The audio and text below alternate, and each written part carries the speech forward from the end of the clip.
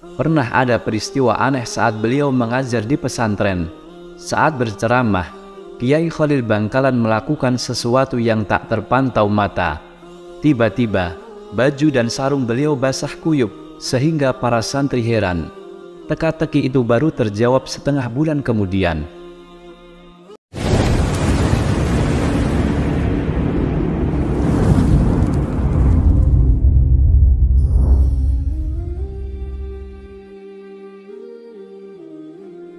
Assalamualaikum warahmatullahi wabarakatuh.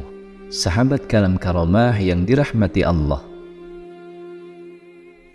Pada video kali ini, kita akan membahas kisah karamah Kiai Haji Khalil Bangkalan. Kiai Muhammad Khalil Bangkalan merupakan ulama karismatik dari Bangkalan, Madura, Jawa Timur, yang dikenal dan diyakini memiliki sejumlah karamah. Kiai Khalil Bangkalan adalah putra dari Kiai Haji Abdul Latif. Kiai yang hingga kini namanya dihormati ini lahir pada 27 Januari 1820 di Kampung Senenan, Desa Kemayoran, Kecamatan Bangkalan, Kabupaten Bangkalan, Madura, Jawa Timur, dengan nama Muhammad Khalil. Kiai Haji Khalil Bangkalan merupakan guru dari para ulama besar seperti Kiai Maksum Lasem, Kiai Hasim Asy'ari Tebu Ireng, Kiai Wahab Hasbullah Tambak Beras, dan Kiai Bahar Sidogiri. Selain itu, ia juga merupakan guru dari Kiai Haji Hashim Asy'ari, pendiri Nahdlatul Ulama, dan Kiai Haji Ahmad Dahlan, pendiri Muhammadiyah. Dalam perjalanan hidup Kiai Khalil Bangkalan sempat belajar kepada Kiai Muhammad Nur di Pondok Pesantren Langitan, Tuban, Jawa Timur pada sekitar 1850-an. Ketika usianya menjelang 30, selepas Langitan, Kiai Khalil Bangkalan belajar ke Pondok Pesantren Cangaan Bangil, Pasuruan, kemudian ke Ponpes Kebon Candi, serta kepada Kiai Nur Hasan yang menetap di Sidogiri. Selanjutnya, Kiai Khalil Bangkalan menimba ilmu di Makkah selama belasan tahun. Saat berada di Makkah untuk mencukupi kebutuhan sehari-hari, beliau bekerja sebagai penyalin kitab-kitab yang diperlukan oleh para pelajar. Setelah pulang ke tanah air, Kiai Khalil Bangkalan terkenal sebagai ahli nahwu, fikih, thariqat, dan ilmu-ilmu lainnya.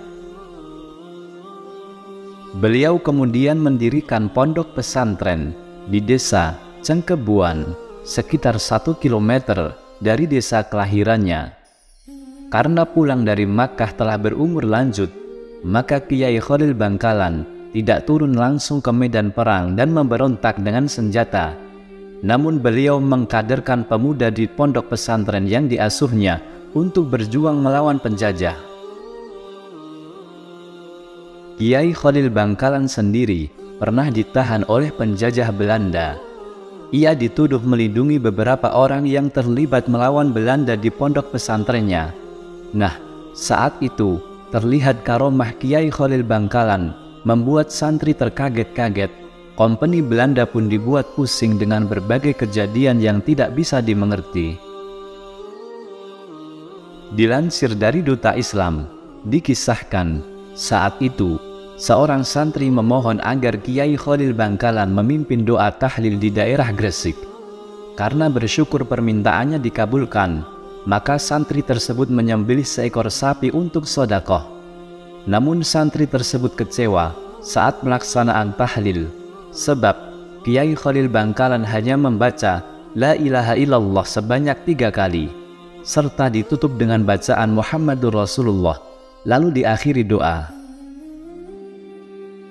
Saat itu, tahlil berlangsung sangat singkat. Karena penasaran, beberapa hari kemudian, santri datang lagi menemui Kiai Khalil Bangkalan. Dia kemudian mengutarakan isi hatinya. "Kiai, saya kan sudah menyembelih sapi, masa tahlil hanya 3 kali?" tanya santri tersebut. Kemudian, Kiai Khalil Bangkalan dengan tenang memberi jawaban, "Kamu masih punya 1 ekor yang lebih besar kan di rumah? Besok dibawa ke sini ya." Nah, keesokan harinya, santri tersebut kembali lagi menghadap Mbah Khalil Bangkalan dengan menuntun seekor sapi berukuran besar. "Besar juga sapimu, lebih besar daripada yang disembelih saat tahlilan kemarin," kata Kiai Khalil Bangkalan sambil menepuk-nepuk sapi. Santri tersebut tersenyum dan sedikit bangga mendengar pujian tersebut. Selanjutnya, di depan para santri lainnya, Kiai Khalil Bangkalan meminta dibuatkan timbangan besar dari gelugu atau batang kelapa dan dibawakan secari kertas. Setelah timbangan dari pohon kelapa telah jadi, sapi milik santri ditambahkan di sisi kiri. Namun, timbangan pun timpang, berat sebelah. Namun yang membuat takjub, Kiai Khalil Bangkalan kemudian menulis kalimat tahlil 3 kali dan kalimat Muhammadur Rasulullah yang sama persis saat memimpin tahlil di kediaman santri tersebut. Kertas tersebut kemudian ditaruh di timbangan sebelah kanan. Ajaibnya, timbangan jadi berat sebelah ke kanan. Sapi gemuk yang ada di sebelah kiri jadi kalah berat dengan selembar kertas yang ditulis Kiai Khalil Bangkalan. Semua santri yang menyaksikan terkaget-kaget. Begitu juga ketika Belanda menangkap Kiai Khalil Bangkalan dengan harapan para pejuang menyerahkan diri. Tetapi justru ditangkapnya Kiai Khalil Bangkalan malah membuat pusing pihak Belanda, pusing karena ada kejadian-kejadian aneh yang tidak bisa dimengerti. Di antaranya, seperti tidak bisa dikuncinya pintu penjara, sehingga mereka harus berjaga penuh supaya para tahanan tidak melarikan diri. Di hari-hari selanjutnya, ribuan orang datang ingin menjenguk dan memberi makanan kepada Kiai Khalil Bangkalan. Bahkan, banyak yang meminta ikut ditahan bersamanya. Kejadian tersebut menjadikan pihak Belanda akhirnya merelakan Kiai Khalil Bangkalan untuk dibebaskan.